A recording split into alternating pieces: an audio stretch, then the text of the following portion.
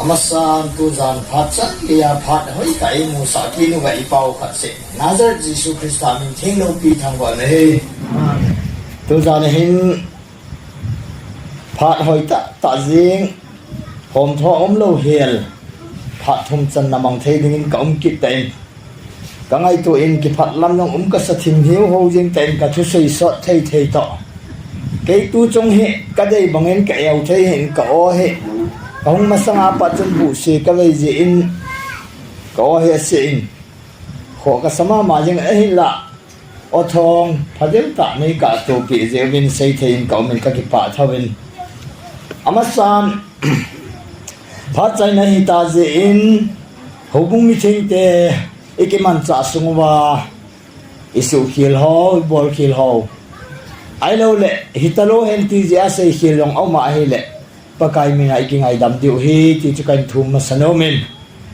ti teng lệ nei dei sa nau zia hi chan ge ya ke yo in sung zeng hi lawa king le ka nga su piu le nau hong khom the ya ki mu tu khom the ya mo hi obung mi te zal hi ji in obung mi te zo si chungong ki pa thu pakai ji sumni ga sayon chuba na tu chunga irong bol now lol hin sa tu pathin a hi jing la in adi senin thunung rong bol na nei thedinga decision acmp wa isop te chunga mi thumo chunga pakaji suminin ki pa thui sei ki no ne ijena to ki han chon chia hin certificate ga pe ti win United Pentecostal Church Northeast India in baptisma chang nge ti happy na in ti certificate hi tuni in isopi mi thum ho ko ma than na ga nei ti win kain ko dung zu ya chu na hong ba ikilan han na nei pe di yang le phan tin sopi nu kim nei khol hong hen lang he phan te o kim nei hoi sorry ngay tamun lang so pikim nei hoi pakai Jesu Krista tulun na jok he jing na pakai min kan hane pathin pathe na bu hen abana u thang ko chon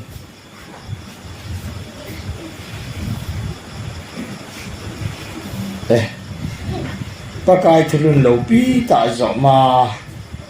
chon sen ngai dam na Jesu mina baptai na chan he pi na mình cảnh hả nè và cảnh tâm thật thì là bộ hình nuôi của riêng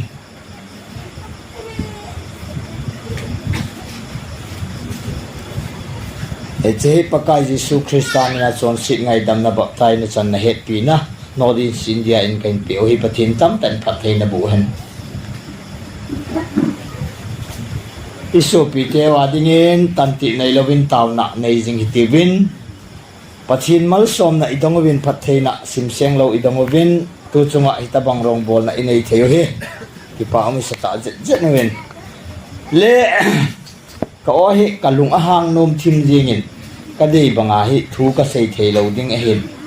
ai la pathin phat sa dong zu ya thei bang banga ki man cha go diu hin tin tu zan chu sei nom he tamma ma jing a sai na zan hi ki tangalin pha ne he sot ta man nong chu ki phat lam kinin sei nom ka haviti mana gam tin sei yong chu lem ki lo de hi chun ip hi jong le Thessalonica mi te hinga sol cha pul le kha thot khat na bung ni na thu chu tu zan hin sim do na nei hi ti win Ethiopia wa dinga chu koi ma cha ki he pha sa hi un ti de ta san sa te a ding hin hep na atamma ma jing in hep na ti om je he neu khat ga sei ma sautin hep na ki ti hi min a lep ho hi i ti dam i zo lo ho ki hem ji cho bol pe a long mi ki hem ji a chu ta bang le a i piam khana hoi hep na hi ji a hi ya chu satan long hin akido pi Krista he azota lo ja Kristan keiman van noi ka zautai ati ji chun Kristan zon achana pat chun ama hin zona ka chang poi ti ki he na ko na hep na hi aman cha pa ne he je chun setan in hep na ya ma sot tai Krista nung zui ta san te la chun akido pi pen Krista azo ta lo pha nin ama sun le pa ho le a ho bung meeting te la chun hep na mang cha in ei hung bulu ta ve na hi ale chum je chu Bible mundanga chu zomina saida nang tu ve na he le Satan chu vanti limin pathin cha te la chu nau me ti cho pakai Jesu nen sai kin na chu na lawa hep nong ding chu i lawa hep nong ding chu hi ti na sein asung ngei ha apo kel ngoi ati kel ngoi kel ngoi te la ding ai ja to apolam chu kel ngoi vuna ki sir ding asung lam ngei ham he ding a he ha di cho na asung lam mu thei lo ho a ding a chu ngei hang a hi kui ma na ti lo de hi chi hi kel ngoi hi lo ta le ka kel ngoi je hi ki ti mai the hi chi ka kel ngoi no cho hi ki tin ki chul jeng mai the ai wa cho kel ngoi that tu ngei hang cho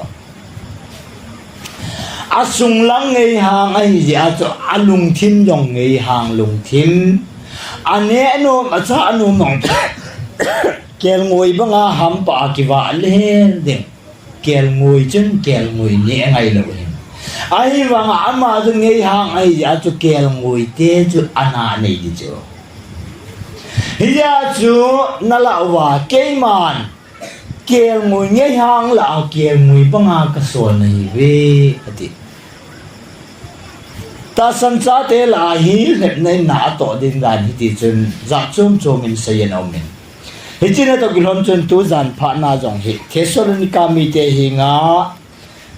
lep na hong ding dan chung cha nga ti le kong na thu neu khat sei do no mo hi Holy Bible ki pa na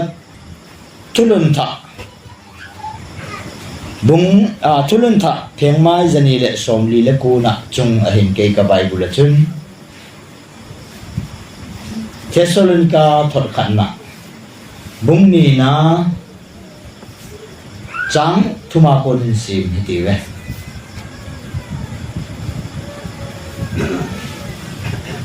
aje chu ka thu hi lo hi su hi la ko nei poi thing lo wa kon jong ai poi duha zong ai poi ahin pathinin aphai tia eta san zia thupa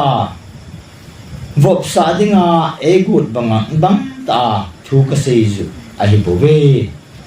mim lung lai sa lova kalung sunga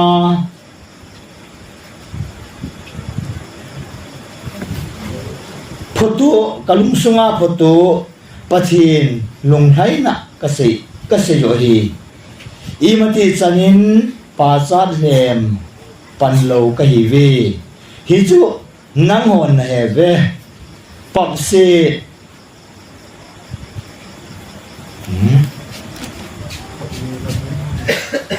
thon ni na zo na sorry hu in e fen in e na la mang pi le ka bui e ta ka hu lim du na la nga he ka sim go chu ka sim lo ja ka bui ale ki ngai dam hi ti ve thon ni na zo he thon ni na bung ni na chang thuma kon chu sim de koi ma i ma chan ki le pha sa hi un aje chu la mang na hunglung ma sa ding chule dan su sin na chon se pa mang tha cha pa chu hung ki phum do ding ama chun do apat ding pathin min pu zu se le ho zo se chunga ama ki choi sanga pathin ho in sunga zong hung to wa hung ki pathin sa ding a hi na la ye na ko mo wa ka la ya hi ti thu ho ka sei zo se chu na gel do lo ham chule ama chu ama pha ta ki phun do ding ipin akha bahi nang hon na heve aji chu dan su sin na thugu chun tu a jong hi na lawa na ato jing sa hi la mga ka sia hi atu ta nga khat uma hi bovi chule hi che tem chule dan su sia chu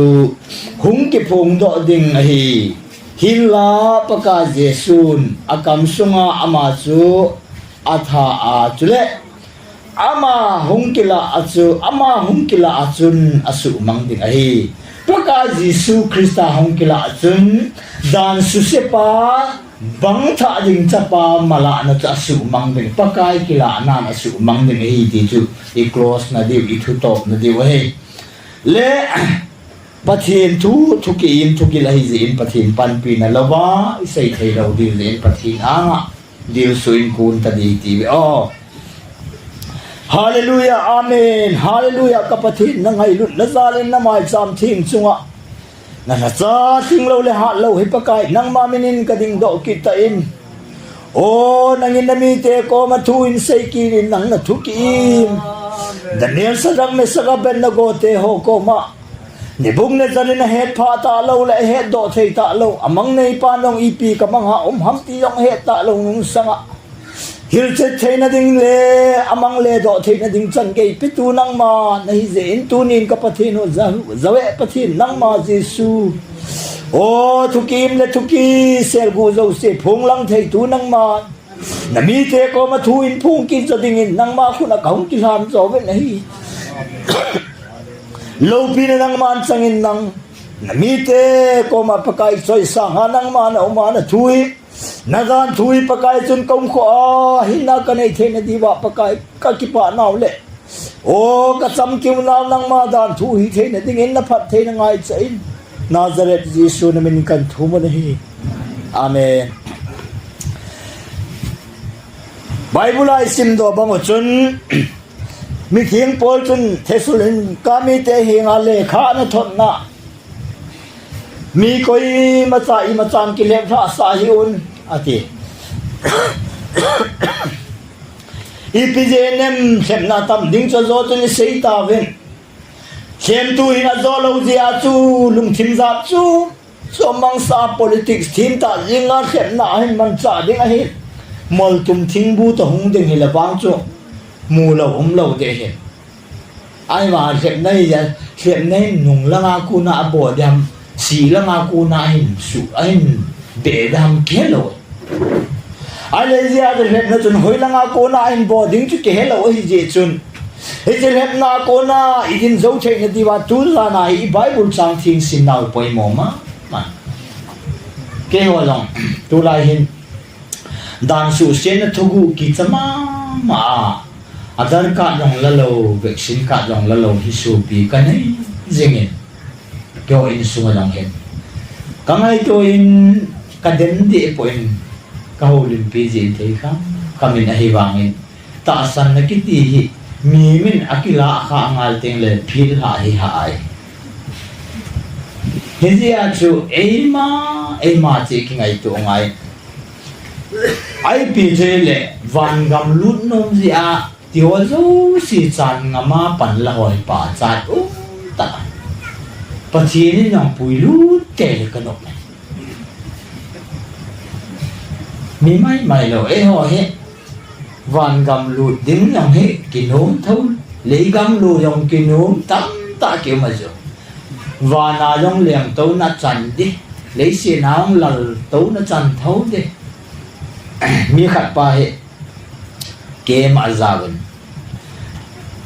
lazar le miao sapa thu sim hi speaker pa na say lung lut ma yang sei pa long ato na cho ale tu indo na khat hin si ming o te e nge an ko dan khat ale lazar nahi no me miao sapa nahi no atu sim ho ji sei ta lo cha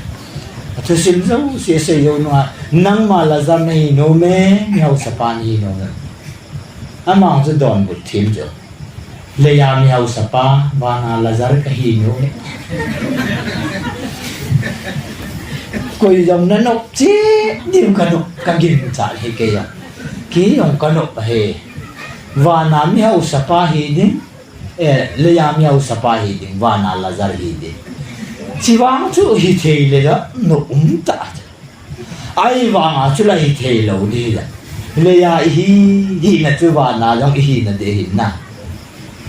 mình le ya na kha và na cái kha đi ta le ya na hi na chú và na hi na hi đi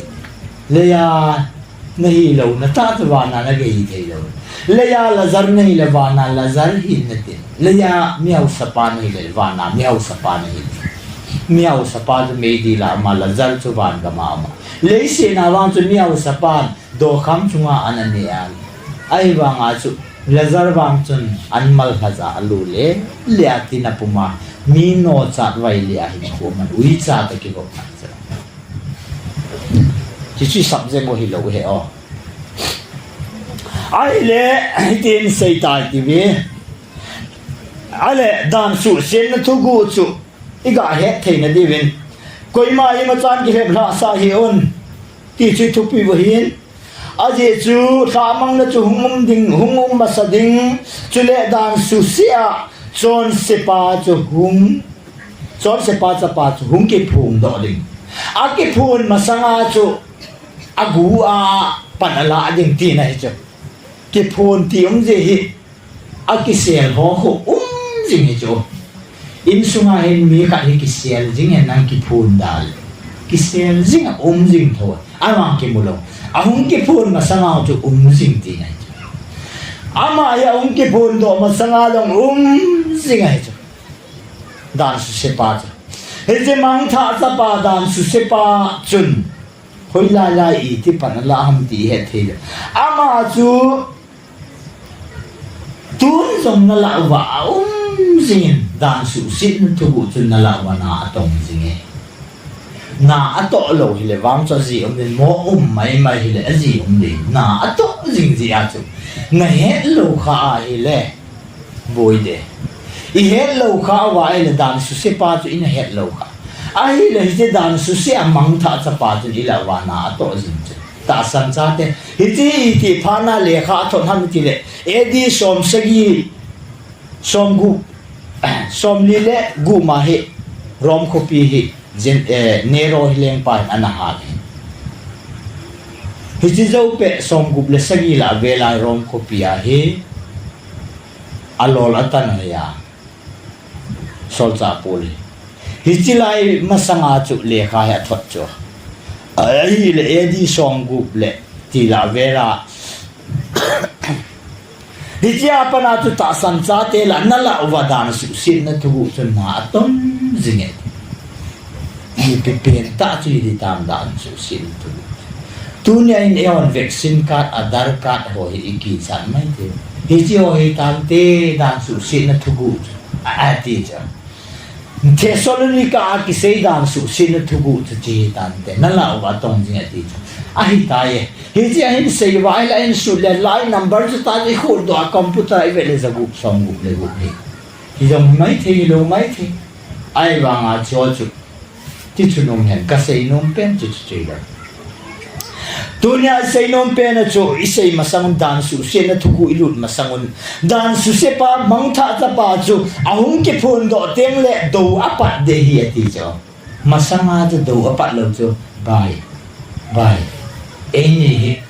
ka ke le in sung kha ni cho na pa chu ama cho ke ka pu cho ama cho tiam khana chu I tilam ham khana chu su pi hi dan ding chu lam khana join hola loi khana ai sim ku chu do apat lo chu cha bel long adok mam hi an kung yong sim nga cha chu amala mai pan di phot le ga ha zol dan chu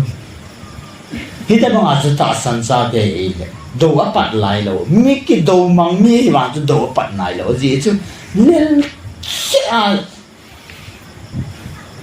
Kristan zon ana chang hi ta ya ta do le la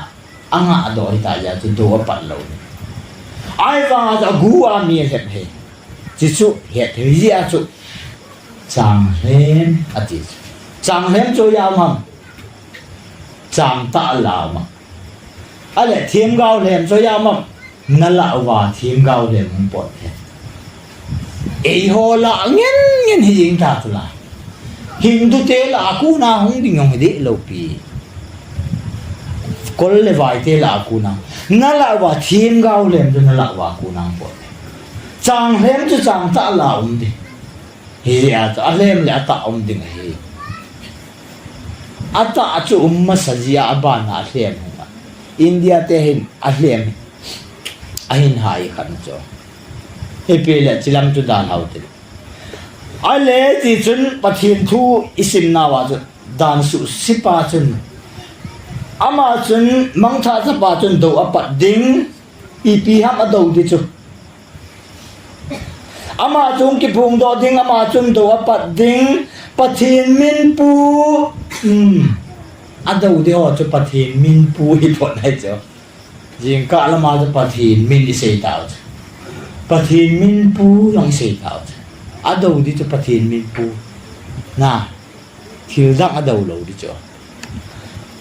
Bible kasim hi chu kai ngai dang ka sei lo ama chun do apat ding pathin min pu zo si le ho zo si chunga ama ki choi sanga pathin ho in sana zong hung to ding na lai hung ke pathin sa ding ki na lai chu pathin ba e ho taw ti nai na ko mu ba ka la ya ka sei thua zo si te na gel do lo bu ham chule ama chama pha ta aki phun do na dinga ipi na khap ham ama hi phat ki pe ai cho phat anei cho phat chui sei the na di min thu phun bung som la khat chu sim leo chun zon ko ma chun ti na sei nang man ke ma pe mol le mol khat e ki pe pathin ho in le mai cham le asunga ho ho ka te de ti pulam alei tul wang chu te in zen tel te ki pe do hi na Palizat sungan ama ho chun sa som li le sani sunga thu nei ti kum thum le ke che sa som li le nani chu kum thum le ke kum khana sa som le nani kum thum le ke sunga dinga thani na ki pe hi zen tel te adinga mai cham chu ama pha ta ahung ki phun na dinga akham ta nga uma hi ti na het lawam hi chi chui pia me ti le zakham na lagaw e ti wa khap tu pathin lagaw tin hallelujah pakai ba chai me hi chi pathin lagaw tu ni pi a sayem hung ki lang ding dan su se na tu gu hung ki phum do ding mun thenga hung pan sa phat hung la a do wain pat ding mi theng te khopi le tiếng là sunga ho ho in sa na mun thinga pathin banga hong ki tung ding chu ipin a kham ham itia hi le pakai thagaw in a khap tang hi pakai thagaw chu ni pi a kham ham hu hin chang ding ho akim nai lo ji ba hallelujah pakai ba chai hu hin chang ding ho akim nai lo ji pakai a kham tang ma lai aso sata cho ki panna ti ten ki panding ki tawin ati le taw de cha na ta san lo le kum sang wai hon tinga olive rang sun ke nga cho mi sumang pa ta ga manwa van ti lo chun ko khu mong be ya kum sang kha sunga dinga hen wa ki do nong ta e alam tinga cho gul hon nong mi chu na ji het ta lo hum pi ba kai nong a cham lo wa kieng mùi tê hôn lệ pa chân bò là nế tóc đi pa kai gạ bò thì làm chứ năng bò là nế dạ thì làm rabit khát cả bao nó đủ lâu lắm cả gạ pí chân nế ta lâu dễ rabit khu bằng si sen nun niệm bốn cái thứ rồi là vậy ama wang chân cùng pí ba kai hoa bò nế dạ cho sadu payen pa sadu kai chứ Sadukai yong humpi ba kai yong chu bubol ne sa ke chu tabang khoma chu thane e ji a chu ama chun pha a pi lo le ki pan lo ni a ki pat na dinga phat a pi hi koi ho bol dam na ti le pathin min pu ho cho bol cha di che chu ei hon pathin min tu ai pun ni hoi put chai chai le anam kol cha ma hon ki pu ki ta tau Israel ten ama ho pu pha hong lun pha pha to ai ei hon ni po sung wai la ga na khap cho hallelujah pa kai wa chai men ava a hoi na yo abula pan ki na te bap tai chang pu ki jing te ei hon pathin min ni put sung wai na pa kai chen ei ngai lu na lung sit na hang che che surprise lung sit na hang mo lung sit mana ta san wa hu hin chang te pa kai ei ga ngai lu dan hi hi chi pe na he o ilu he ngong ngong di lo ki he bo kha leo hen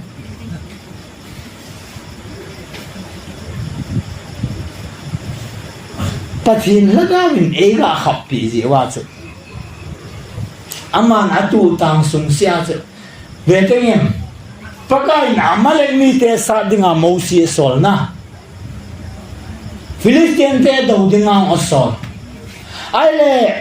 gal sa dinga mosi nang man nun chapa Joshua to solin nang amalek mi te to ki sa dingin jien nama hut to thungin lang aron to hong ki pui nang chilai na khon pakai gal sa dingin kun tan gal te lam chu gal lam kai pu den jun ta lo chu an nal ji o pathin gal sa hi chu chang le lam ta chu sipai te Joshua lo ya phai cham lama chu ding ta wa ama lang le lam hu to zo aso pipa aron to lang le lam zo nu wa pakai hanga ku na zo ban aza zo hallelujah pakai wa chai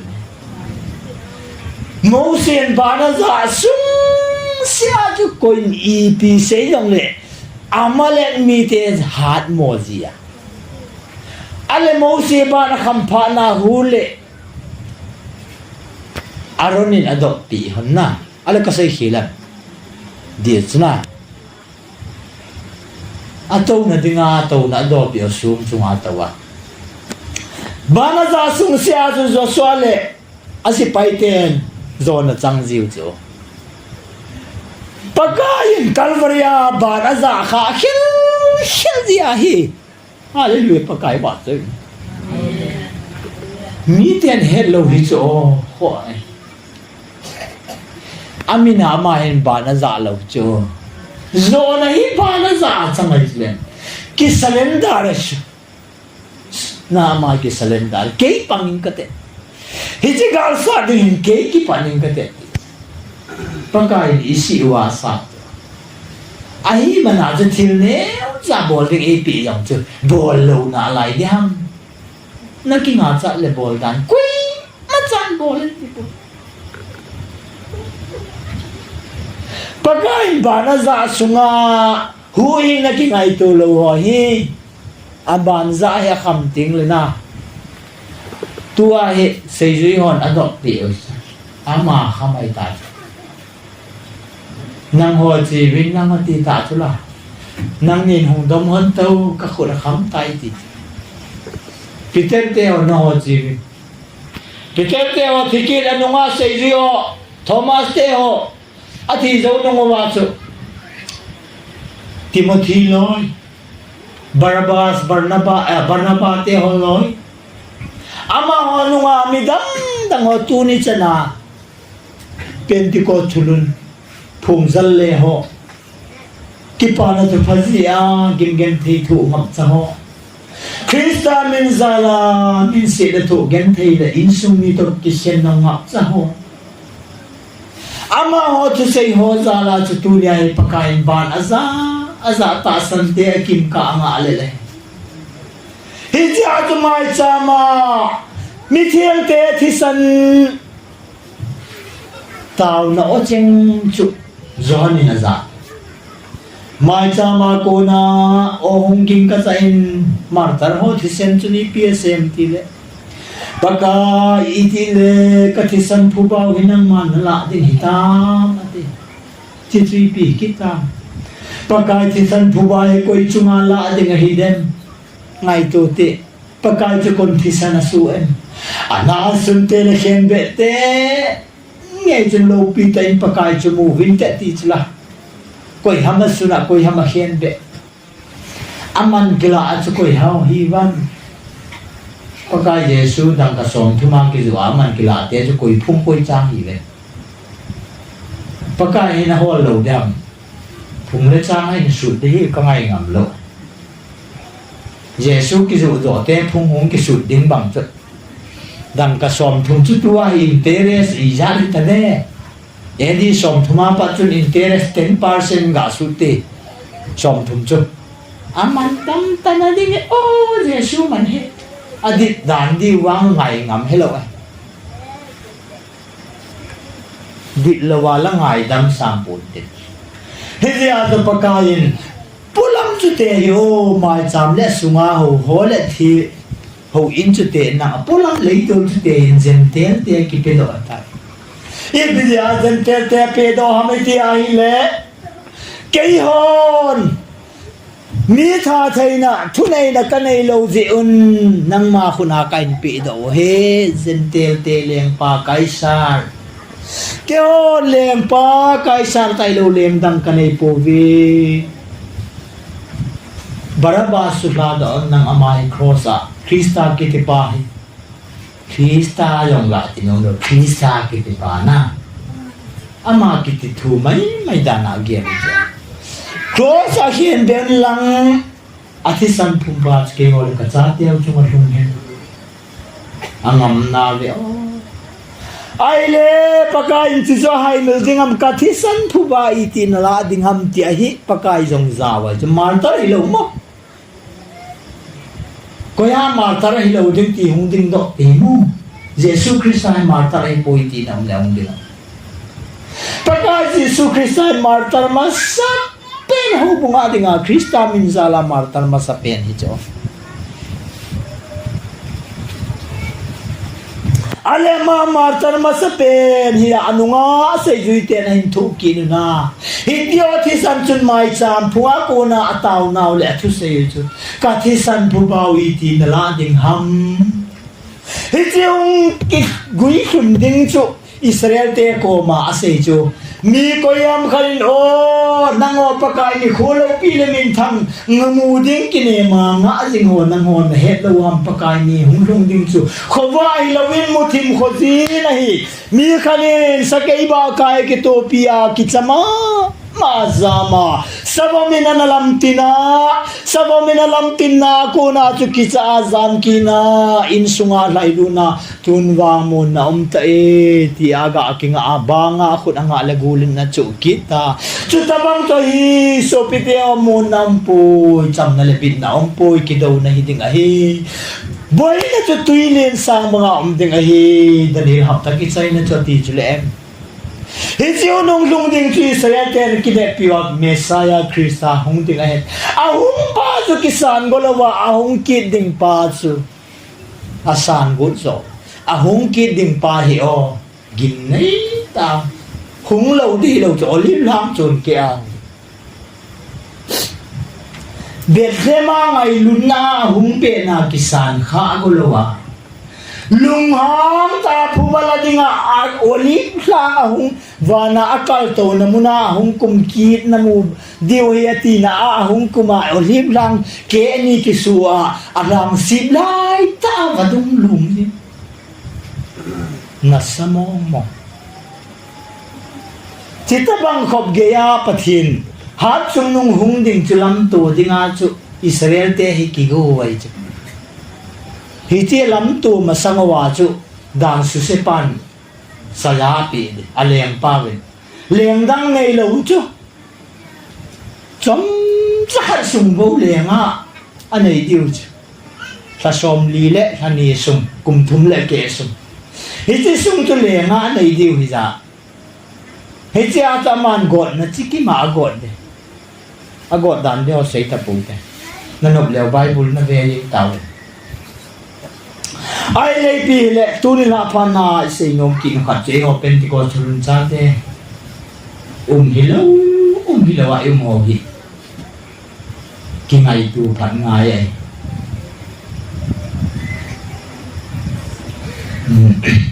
chang hem chung chang zo chun se chang lem chu ipi ham te ka thu hin jisun hil chin na pi na chun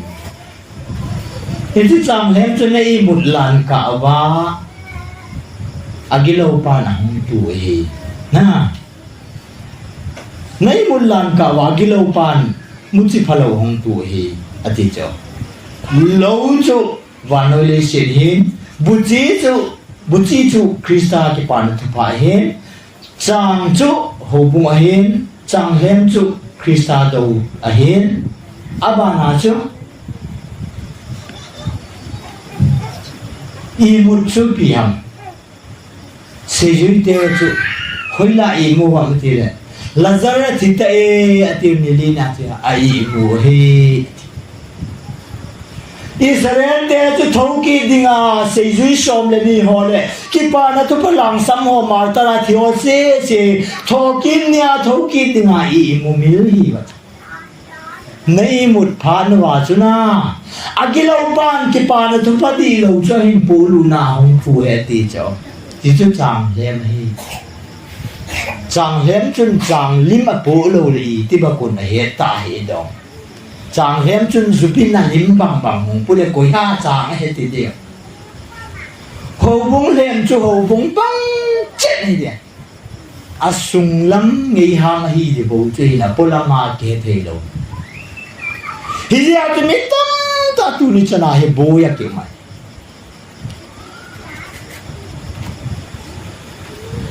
ai le chi chan chun khat ve khongai den dan su sit na thugu chun lun pyo le dan su sit na thugu chi pi di tam tun lang na la we tong e atong e ti vaccine ka helewam chu zan ni ho a hong ke pan bo 2019 na ai le adar ka le 2000 chung lama ai le edi som gubla vela anaki panta dan su sin na thugu chu ipi di tam electoral roll ka dong hi lai ti ma cha ka dong nai pun te chi lai bang na ta san lo leo le khabu na sim la jun chi lai pa na chu ka dong pun te playing ka dong hi pun te ka gem san lo ai le chi lai pa na si pi pen ta sam dan su sin na thu chu na la wa tung singe Hiti lai pana Israel te, Juda te, yanang zen te nang Christian te ki boy na pen si piam tile gin na thukin chung changa na pathin thukin chung changa ana boy Tetrulen te o athanisian te o akuna cha boy na hung ki pana ama wani pi thuin po daw ni tile zagup som gup lagup sahim number zagup som gup lagup thugu chu ta san cha te la chu ain polun masangwa zagup som gup lagup hung ki pat na hi minim hawa ko na tun bible hi apula ko ni tulun lui genesis a kon thupun chan iwelle trinity ki mo khalaw trinity hi umloi ai wa nga chu tua hi Christian ten thugin bulpia iman trinity ke kui ma cha thugin ni den boy Christian hi wa Christian thugin ni se na Christian ten thugin hi trinity ke hi thugin bulpi hi Israel te pathin ihuwa Israel ten je nei nai la ata san nai la ai le hoila ko na ke la do ham ti chu he the na di wa chu milim ho na sa ko ne pa di le kanan mi te pathina ho wa Israel ten kanan mi te pathina ho wa chi te bolum ni tia le baal pathina ho baal ki ti chu pa ti baal pathina ho wa cha to pathin nu khan nei wa chi chu astero ati chu baal chu pahin astero chu pathin nu chu astero le baal ki ka la chu Gideon in doi khum khat doi thing phum apu chu he no Gideon in thing apu chu doi thing phum apu chu Asira kite chu Asterot Baal Asira hichen chu Pathin lim anaho laiwa ta sang Adang tang hong sei po te kuna sort ta zen Himilim ho ho zo si ni chi ta san na chu an nei wa chimilim ho na chu Christian te ta san na ei hung la lot pi oi I am having in Christian te ta san na ei la lot pi ta na chu rom leng te hin su gen thai na leng soma ko na su gen thai na Christian ten ana thu wa hi chi lai ta hi rom leng te la le leng som ho la emperor nung pen Domitian athi dinga chna zan ka athi phana hi lengam chu rom lengam hi sa le sang ma chu salam gam kaya si le sang lam gam kaya si chu ki do ta hi cha ki do ai mek sentas le Constantina hi lengam vai hom gel han chu emperor nu ya emperor hel thei athasam thei gel hon chu lengam chu rom lengam chu munia ki sena khat lam thang lam si chu mek senta salam si chu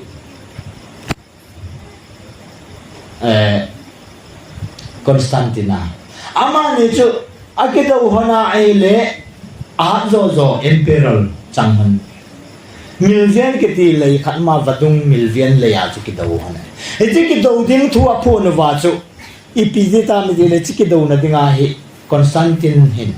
mang anaya vision pa bang e ti pathina ko na hi lo mang anaya chu cross le thu ji chom cha amwa e ti naman cha le zo na mi sai ai le Christian te cross chu afek nga chu ata ga la bo le zo ta ale mexenta sa zo phana chu ama chu Constantina chu emperor la hin tu Rome Vatican City a chu ama chu emperor la hin to ta ama leng pen emperor hi phana ji pi ti ta mi ti ai le ama hin Rome gam ni Christian im su ke yu hi Christian ki ti zona hi ile chun Christina im diu Christina om lo Rome mi le san thei lo ding Rome mi hi thei na Christina am dia Christian su gen thei na su bya Rome lengam chu Christian lengam a si ba Rome mi ki ti zo se chun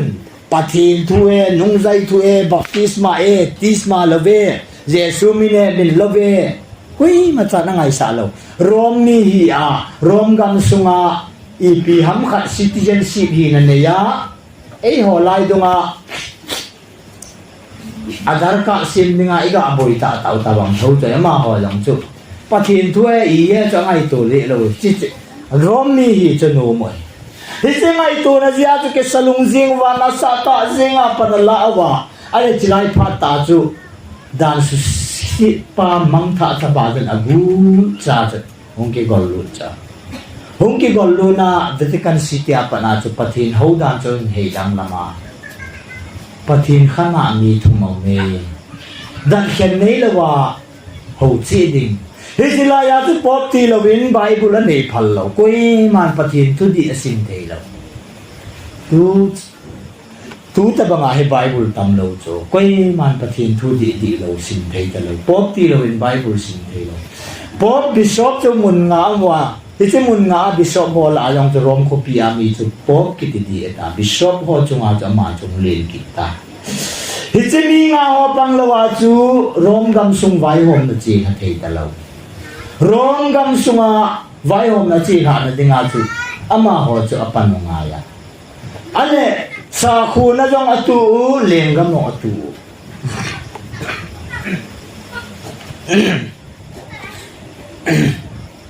Hisan ge ya tu til Christian te chun mo po na hin la ta wa chu Bible se o kitchen na le mun sang theng ma cha ko na chu Christian te la chu thukin di lo pa chung chi ta a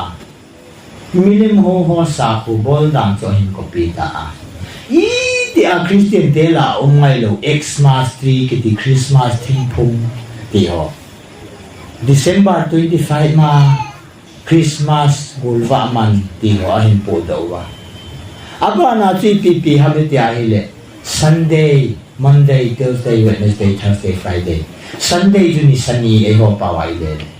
ni sapathin haula ki lo wai pi ja ni sani ki manga tunian ani koi ni lo i calendar wa ko na hi Sunday Monday Tuesday Wednesday Thursday ho jong ya bona pathin min cho ya sa Easter Sunday ti ho iti ho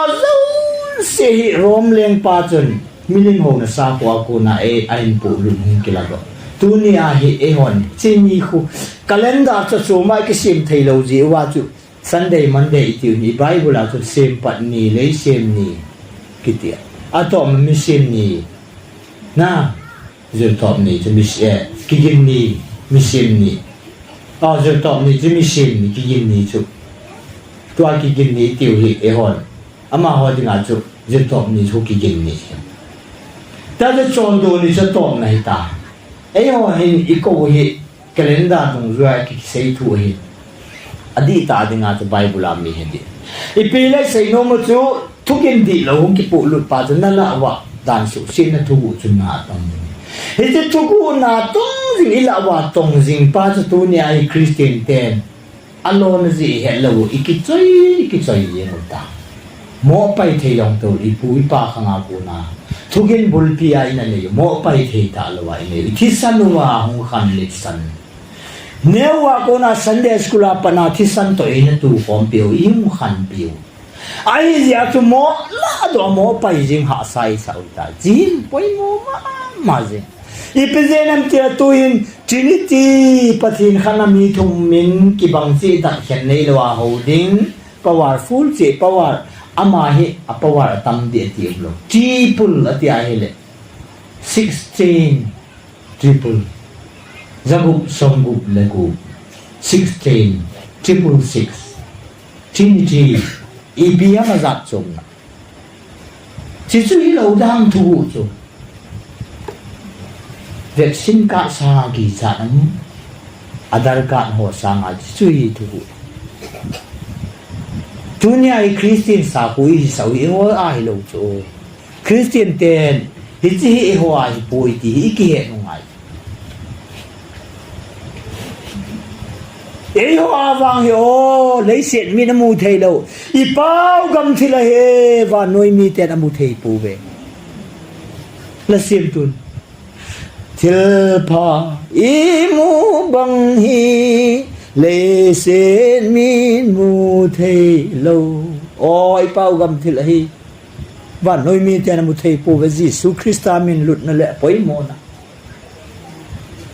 min zo sila min chung nung pen pakain huing na ipil hi Jesu mang da ding le khel na ding le amata na dinga hong ki gong Trinity pathin khana mi tho me apa cha le la gau thing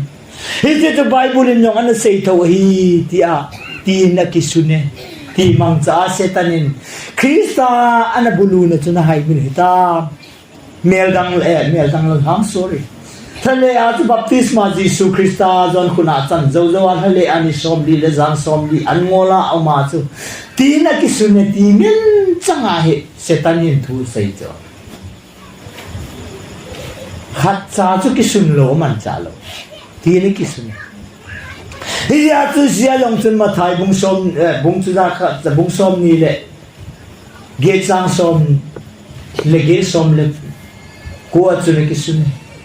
Pada lagaw ting mina baptay ka bolon ati ye chun chimina ti bol di hi thiên ta zinga in sia chi chun na sa ta zinga ai su si chun pathin khana mi thum me hi na ke bang chi da khen nei lawa ho din ama chu pathin chu khat bo ai thum ti na wa ai pun hi jong le pathin khat bo wa chu ni thum pang khom hi Trinity ai ai le triple 6 16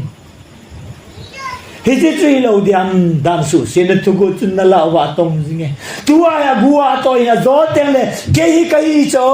nei la he lo pau chu tu nin hong tao chi bai nei bu ta wang ati ni hiya chu same number chu he thi min suit thi man suit hen a number chu za group som group la group hi chu mi him number hi ati chu mi him te thugin na hi ti na mi him te ko na hi ale atop nalamga na hi ti milem ho na sa khu atua hin asok chakra ki ti humpi ba kai abana chu sit mandira na chi khaum sum hui bidinga khang phya thum ve ji pol ham thum ki ti mo thanok nok de lo pathin number hi de se ji lo ai le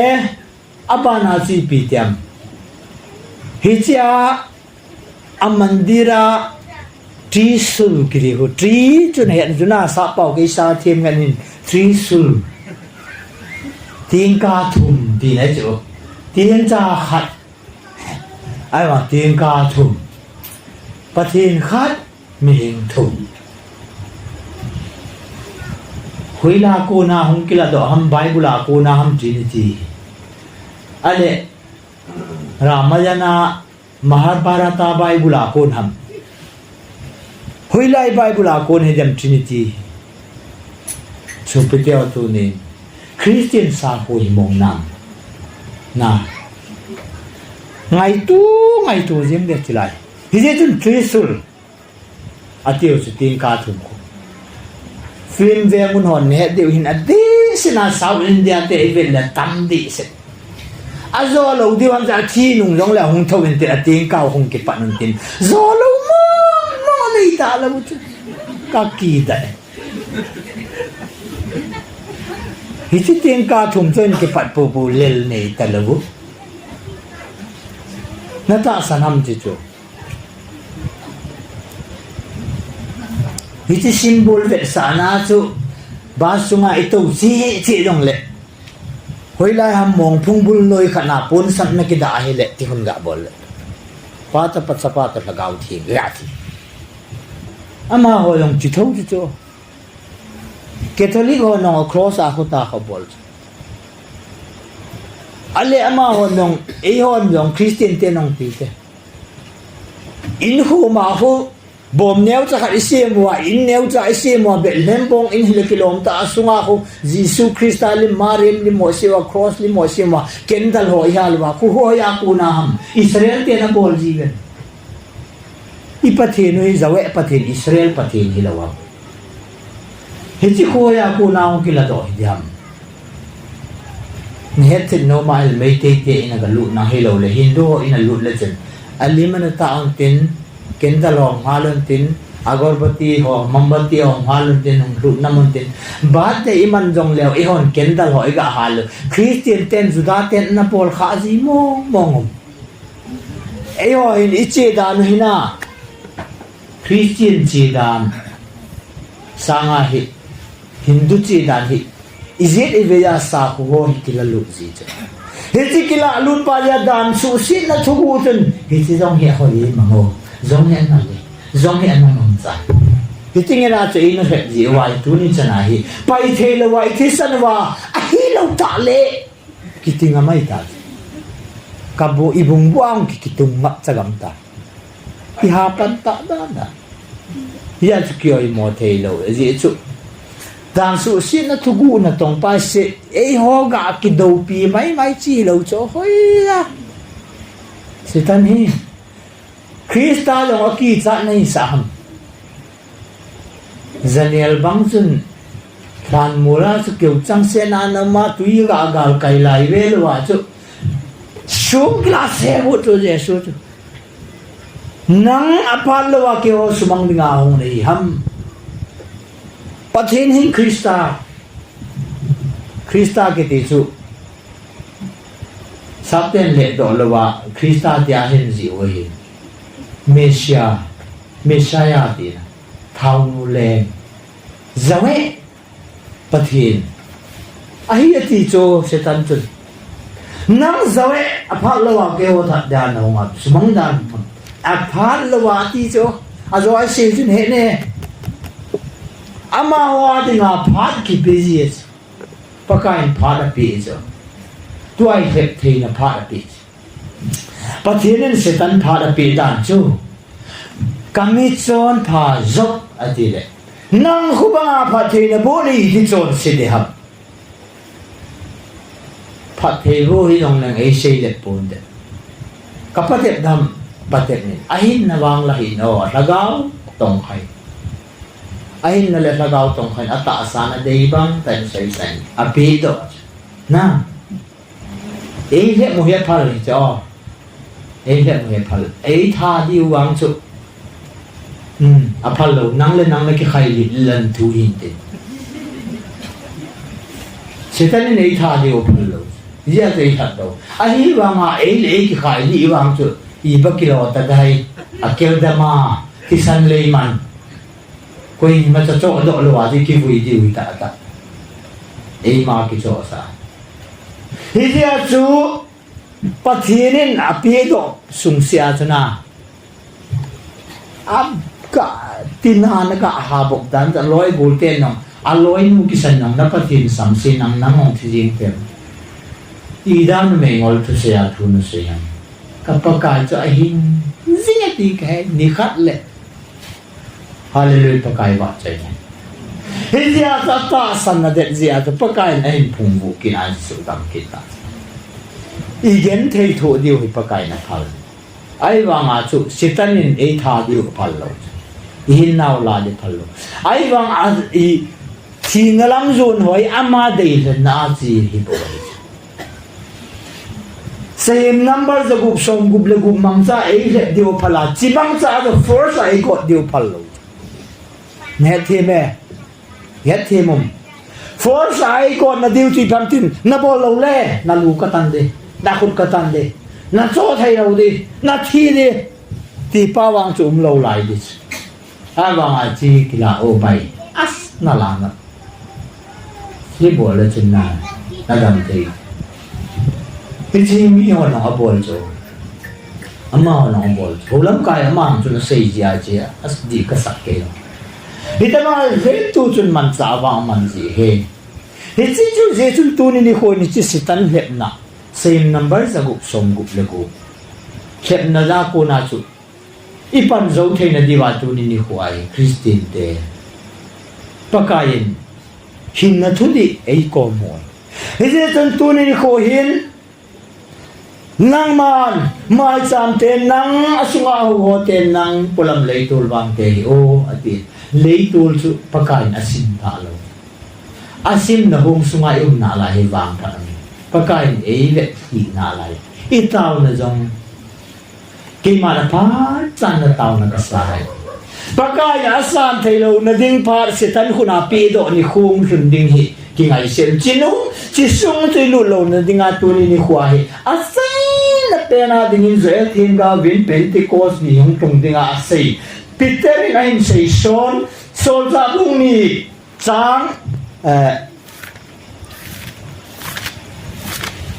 งทุกข์ให้เจนเดินกับสิมิงที่ชุนสิมิงกัดตินอิจัยเดียว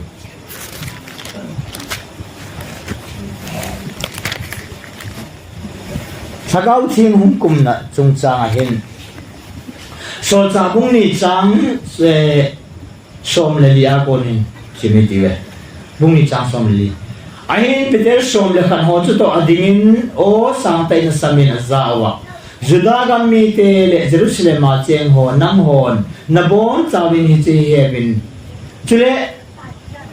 กัตุเซย์ลุงนัจังอินงาจวิน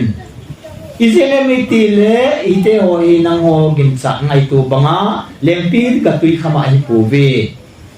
ตุยไว้ไอ้หลายปูเวไอ้ฮิจิเซลทีมกาวินอันนั้นเสียจุกุยทุ่งไอ้ปูเวปะเทนินนินุงนี่เลยติดงไอ้มิโซเสียจุงอากันละกาวบุงลังกับบุงลาดิงไอ้จุเลนัจปะเตวนัจนเตวินละกาวทัวเสดดิงโอจุเลนังวาลฮอวินมัวเลยว่านาปะฮอวินมังมัดดิงวะเฮไอ้ฮิเจนนี่ติงจุเลกะสูปาฮอเลกะสูนูฮอจุงอาจงกันละกาวบุงลาดิงกะเฮจุเลอามาฮอนละกาวทัวเสดดิงวะเฮจุเลเลเสจุงงาวานาทิมกิดังตังจุเลนอยเลสิสุงาเมลซีนาท ที่สันไม่คูกมูสะดิงนิสาทิมสัวหาที่สันสุดิงปากายนิโลปีตะเลมินทามตะหุมลุนมาสังอาจุเลฮิตดิงa hi koi hi zong le pakai min ko zo se hu hinga ding a hi pathian thu pha thei bo pi le pakai lo pi min tham ta tribulation Daniel hapta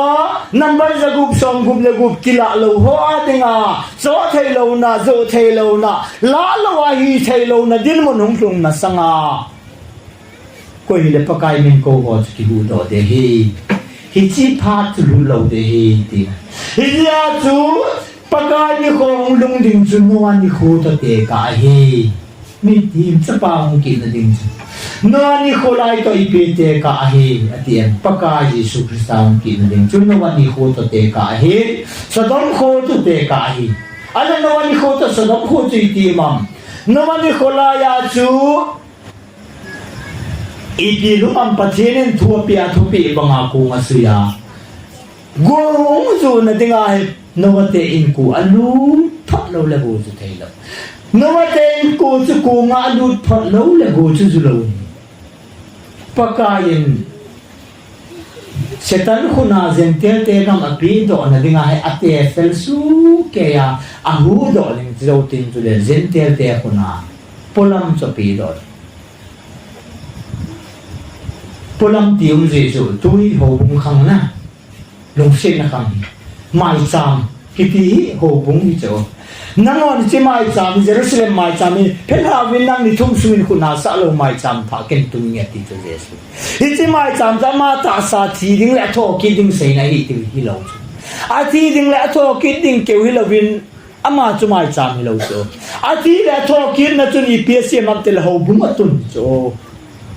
Iti sumpi cuma kau hubung kasado dia Pentecost niya sa iti hubung cu pakain ate ding ate cai keking le adang cu aman ate talo dia hisap sa talo iti patri iti tanti parang long masanga ko ile pakain ko zo se ki hudo ni mai sam kite sunga ding iti pakain ko anong lama ding lo iti dia cu tuni ko ay pakain ko hi iti ko di ham ti su ba se ki natin Kanau soul kipanin nang mamin ko kung baptay sa ng John C. Kisota. Nalunghay ng John C. Subin pagkaji sumin baptay sa ng dia. He nathi nga pati min ko ngao hi baptay sa ng Peter na say. Pulang nen pariha na hinuwin na wakong lima kisi baptay sa ng he nathi nga pati min ko ngao hi. Tunin pati min ko hi Daniel hakta sugen pe na mun lo na le chima sanga hu in chan na lungsin na kanga hu in chan pe na sun hi la dang pathin hu in na ding man sa poi mo da mai pe lo hi ya chu lagaw kai hui pa cha hi le chi chu ni tin na I chon dan pa ai tan tu ai sei chi den chon sin na su be na hi chi ji chun tu ni ko ni bun chaun koi hi dong leo hen kinep na dang ni lo diu hi chi kinep piu hin ji chun pakai min chu su po ya om lo na din pakai min chu su tha hi lo ni mun khana chu ke hi lo chi ni som nang khat pakai min hong ngai nang hi ama chon sang na rin midang khat chu pakai min na hong le san thu ai wa ama ta Jesu ta pakai min na san lo dai ya tu nya ko na hi pakai min ni na san wa pakai min na imazong si ibol tunin amin wanga ti sana ta sana oma dinga kristanong zuite yun amin zalai tilzong si ibol de tunin atop na kya tilpi chung changa van gam lut ki gota ta te hi je wa he tilpi chung changa ang pakain dimana bol chu tholom tilpi hoi pun soma kha ai pathin chan pul soma kha ni pakain apelo sugut sa atin tulun luya tulun tha chon pati paka Jesu Kristan Farisai ho na chon panawin Farisai ho Pharisees ho chon panaku lo le hu van gam lut po winate ama ho chon pudina chan soma khat ho som ti ho he ama ho chon pana chu i chon panawin a hum de hin a pha de lo ama ho bol zo si chi bol zo nu nga chu chon phan na em ei khup sa thei chu chu pakai min a ko nom lo ama hon apom lo ipom wa iko zo I khup thei naw hi a khup na pa bo hi I bol hi adang pa di don da leo a khup na pa le target piu din a target pi da leo hen min target khup na hi target a pi zo ting a khup na pi e ho na khup na I pi wa target I pi lo li pa chu na ya zo talen supung lo pa zo at nei zo si la pi na supung pa at ha pi be be a chun tu ma pi bang bang an koi tu pa ta bang an che ho na e pi le churun pa di ki kol cha dam thil pa di bolul pa isi atun ki ngai lu na long nei ding so ma ha dong pi ding tholom thil pi dong pi ding son phan long nei ding ngai lu long nei ding mi su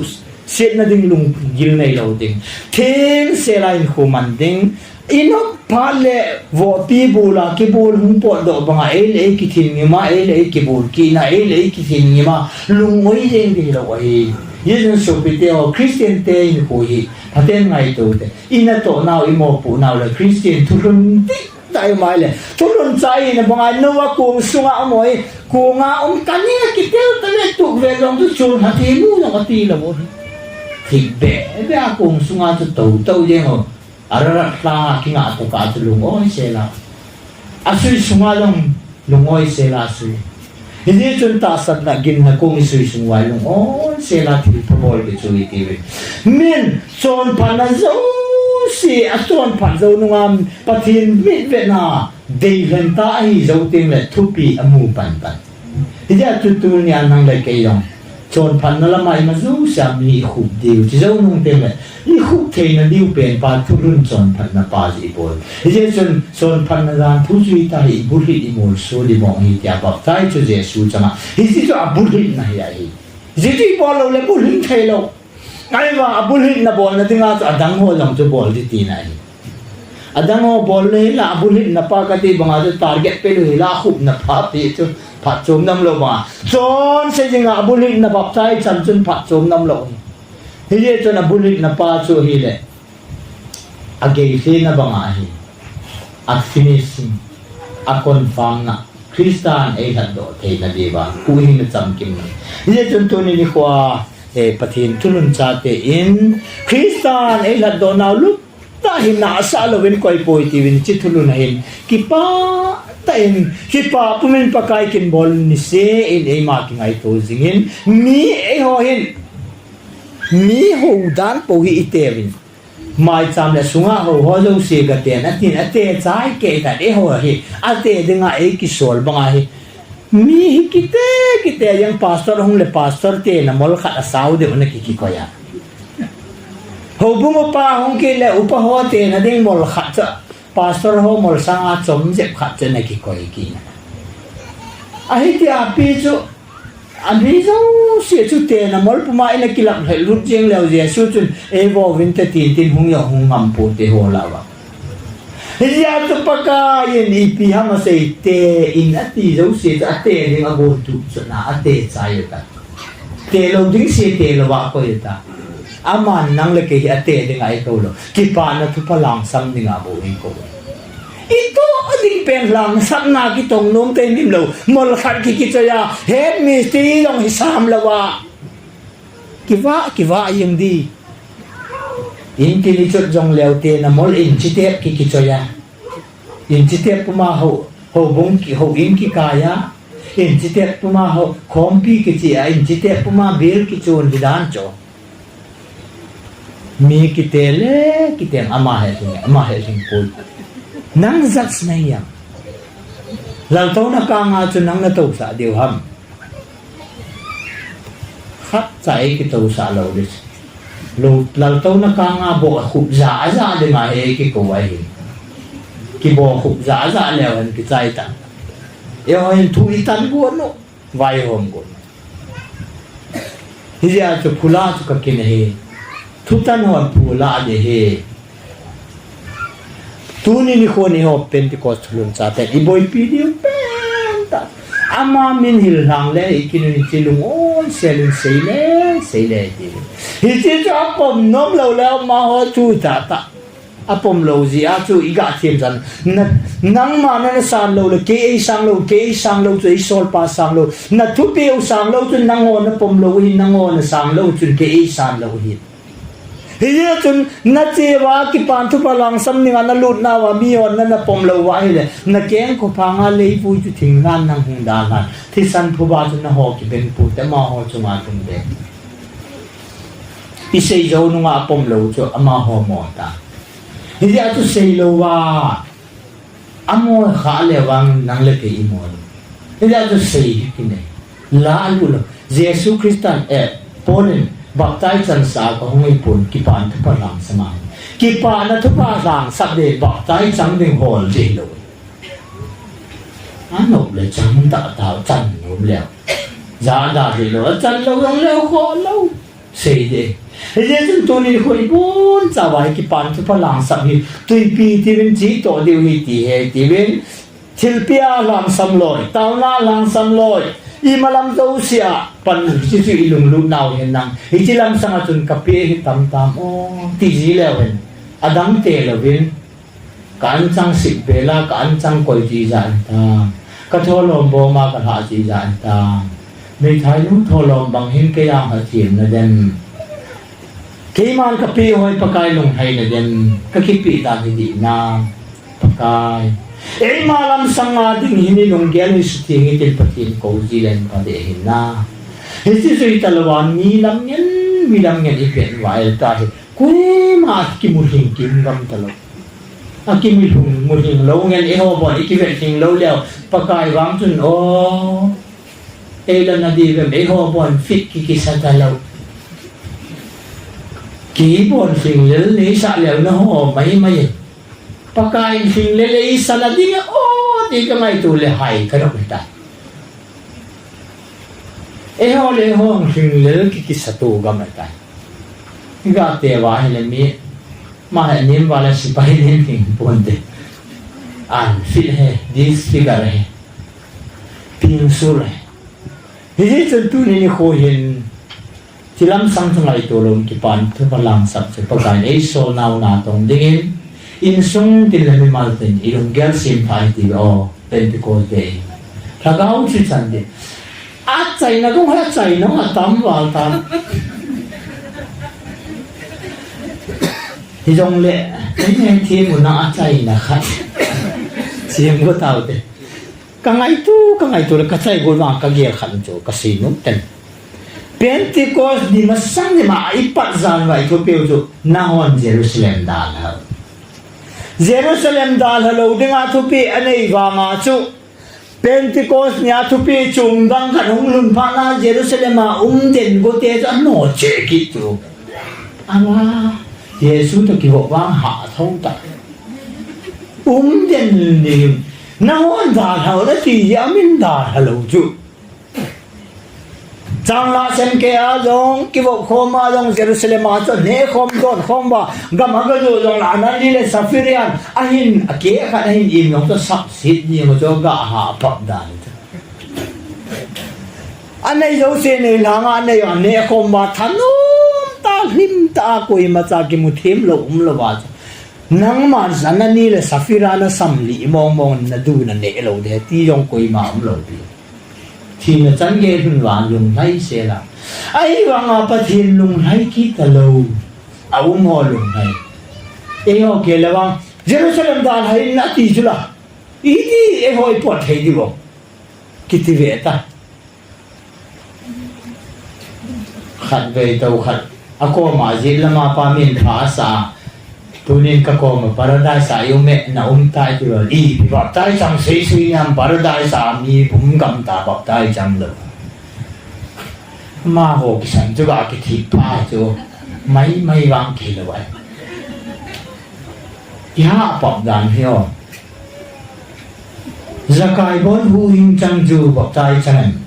y cái bọc tai hu hình là suy suy nhầm ai bụi Jerusalem dal haun ti pa dun dal kita binati amar tare lun sal pai che gam kita lem na